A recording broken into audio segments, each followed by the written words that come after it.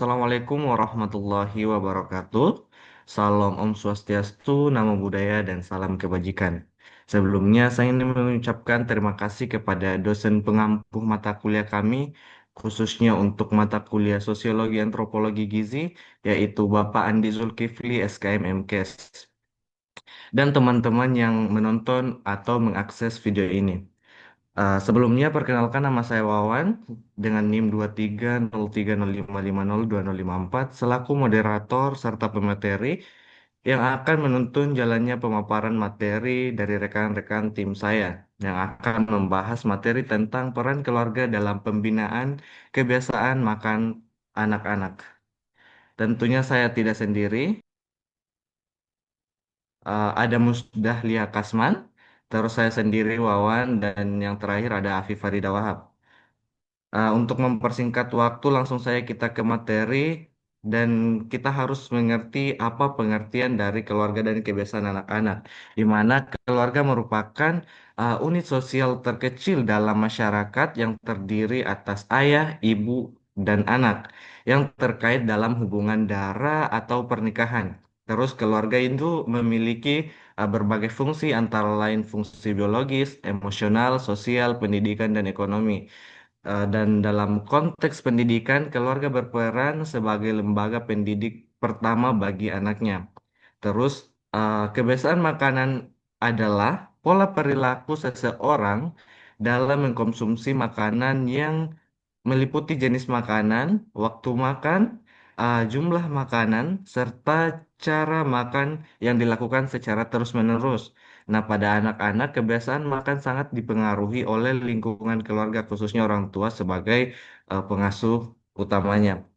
Selanjutnya, saya serahkan ke pemateri berikutnya untuk memaparkan materinya kepadanya. Saya persilahkan. Selanjutnya, peran keluarga dalam pembinaan kebiasaan makan anak. Yang pertama, sebagai penyedia makanan, sebagai pendidik, sebagai teladan, sebagai pengawas, dan sebagai pemberi motivasi dan dukungan. Faktor-faktor yang mempengaruhi kebiasaan makanan anak. Yang pertama, faktor keluarga. Pola asuh orang tua, latar belakang, pendidikan, pendapatan keluarga, serta kebiasaan makan orang tua sangat mempengaruhi kebiasaan makan makanan anak. Selanjutnya, faktor lingkungan. Lingkungan sekolah, teman sebaya, serta media massa turut membentuk kebiasaan makan anak. Iklan makan cepat saji dan jajanan modern seringkali mempengaruhi pilihan makanan anak. Yang ketiga, faktor budaya. Budaya makan dalam keluarga atau masyarakat tertentu juga mempengaruhi jenis makan yang dikonsumsi oleh anak. Yang terakhir, faktor individu anak. Usia, selera, dan kondisi kesehatan anak turut menentukan kebiasaan makanannya. Selanjutnya saya berikan ke pemateri selanjutnya. Oke. Selanjutnya ada dampak kebiasaan makan terhadap pertumbuhan anak. Nah, kebiasaan makan yang baik akan mendukung pertumbuhan dan perkembangan anak secara optimal. Anak dengan asupan gizi seimbang cenderung memiliki daya tahan tubuh yang kuat, pertumbuhan fisik yang baik, serta kemampuan belajar yang lebih optimal. Nah, sebaliknya, kalau kebiasaan makan yang buruk dapat menyebabkan berbagai masalah kesehatan seperti gizi kurang, obesitas, anemia, serta gangguan metabolisme. Selanjutnya, upaya keluarga dalam membina kebiasaan makan anak. Yang pertama, menyajikan makanan bergizi seimbang setiap hari. Artinya orang tua perlu memastikan bahwa makanan yang disajikan mengandung karbohidrat, protein, sayur, buah, dan sedikit lemak. Dengan gizi seimbang, kebutuhan gizi anak dapat terpenuhi sehingga tubuh kembangnya lebih optimal. Yang kedua ada membiasakan makan bersama keluarga. Nah, kebiasaan makan bersama dapat menciptakan suasana positif saat makan. Anak lebih mudah meniru kebiasaan makan sehat ketika ia melihat orang tua juga makan makanan yang sehat dan teratur. Yang ketiga ada mengatur jadwal makan yang teratur. Nah, maksudnya itu anak perlu dibiasakan makan pada waktu yang sama setiap hari, seperti sarapan, makan siang, dan makan malam. Jadwal makan yang konsisten membantu mengatur nafsu makan dan mencegah anak makan berlebihan atau terlalu sedikit. Yang keempat, mengenalkan variasi makanan sejak dini. Nah, orang tua disarankan mengenalkan berbagai jenis makanan, baik sayur, buah, maupun sumber protein, agar anak tidak menjadi picky eater, yang dimana makin banyak variasi yang dikenalkan sejak kecil, makin besar peluang anak menyukai makanan sehat. Yang kelima ada membatasi konsumsi makanan cepat saji dan makanan tinggi gula.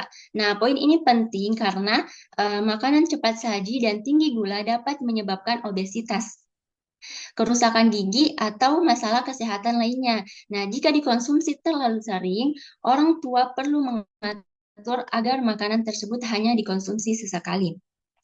Yang keenam, memberikan contoh pola makan yang sehat. Nah, anak belajar dengan meniru. Kalau orang tua sendiri membiasakan makan sayur, buah, dan makanan sehat lainnya, anak akan mengikuti.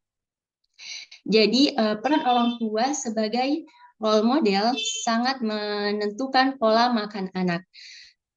Mungkin sekian dari saya kembalikan ke moderator.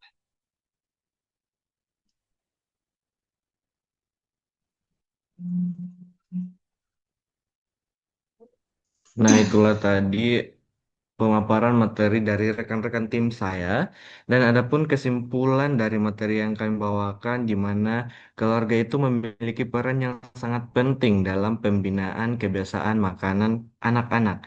Nah, peran tersebut itu meliputi sebagai penyediaan makanan, mendidik, sebagai teladan, pengawas, serta pemberi motivasi dan dukungan. Dan kebiasaan makan anak dipengaruhi oleh berbagai faktor seperti keluarga, lingkungan, budaya, dan kondisi individu anak. Kebiasaan makan yang baik akan berdampak positif terhadap pertumbuhan dan perkembangan anak, sedangkan kebiasaan makan yang buruk dapat menimbulkan berbagai masalah kesehatan. Oleh karena itu, keluarga perlu memiliki kesadaran yang tinggi akan pentingnya pembinaan kebiasaan makan sejak dini. Dengan pembinaan yang tepat, anak akan tumbuh menjadi individu yang sehat, kuat, dan produktif. Adapun daftar pustaka yang kami gunakan ada sesuai dengan yang tersedia di lampiran. Oke. Oke. Itulah presentasi dari kelompok kami. Sebelumnya saya mengucapkan terima kasih kepada Bapak pengampu mata kuliah kami, yaitu Bapak Andi Zulkifli SKM MKes, yang sudah membimbing kami dalam pembuatan tugas ini, dan teman-teman yang sudah menonton dan menyimak hingga akhir. Saya memohon maaf atas semua kekurangan dari materi yang kami paparkan, dan harapan kami semoga apa yang kami presentasikan tadi bisa bermanfaat untuk kita ke depannya. Saya tutup pertemuan hari ini. Terima kasih, dan saya akhiri. Wassalamualaikum warahmatullahi wabarakatuh. Terima kasih.